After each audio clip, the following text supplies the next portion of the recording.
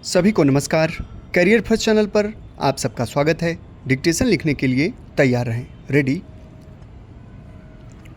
Start.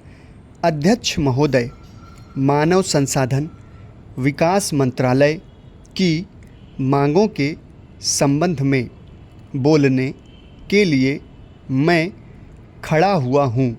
शिक्षा की पद्धति के बारे में, उसमें परिवर्तन लाने के बारे में, इस क्षेत्र में हमें जो असफलता हाथ लगी है उसके बारे में अभी मेरे मित्र ने बहुत कुछ कहा है। दुर्भाग्य की बात यह है कि देश में सभी लोग यह मानते हैं कि शिक्षा में प्रगति नहीं हुई है।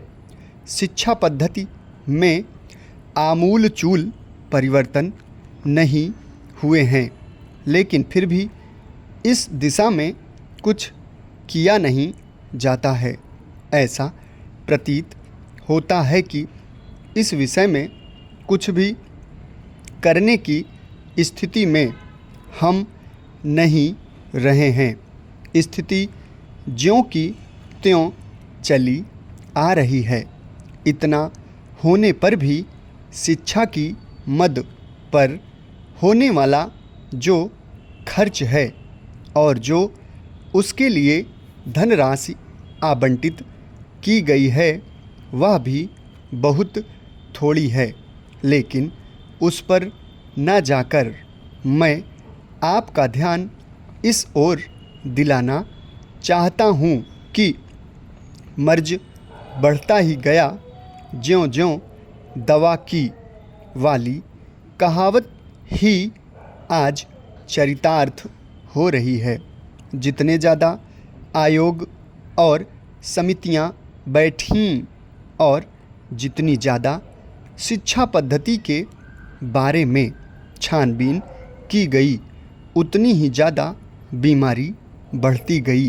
बीमारी का इलाज न होकर और भी खराबियां पैदा होती गईं। अभी मेरे मित्र ने माननीय मंत्री का ध्यान एक रिपोर्ट की तरफ दिलाया था। इस तरह की बहुत सी रिपोर्टें हैं।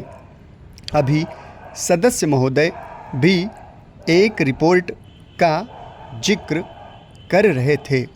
रिपोर्ट तो बहुत सी प्रस्तुत हुई हैं, लेकिन मंत्रालय ने उस पर कभी कार्यान्वयन करने की दिशा में कोई कदम नहीं उठाया।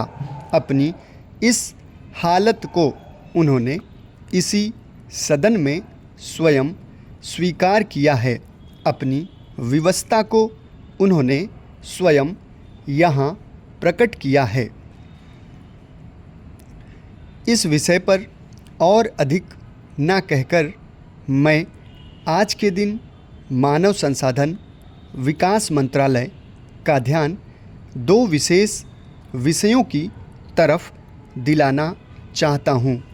पहली बात तो मैं हिंदी के बारे में कहना चाहता हूँ। मंत्रालय का काम हिंदी का प्रसार और प्रचार करना है। हिंदी हमारे देश की राष्ट्रभाषा है। संविधान ने उसको राष्ट्रभाषा का स्थान दिया है, लेकिन हिंदी को वह स्थान अभी तक भी ठीक से प्राप्त नहीं हुआ है। इसके कई कारण हो सकते हैं। एक कारण हिंदी प्रेमियों का अधिक उत्साह हो सकता है। दूसरा, दलगत राजनीति से प्रभावित होकर राजनेताओं का भाषा के बारे में अपनाया गया दृष्टिकोण हो सकता है। समाप्त। धन्यवाद।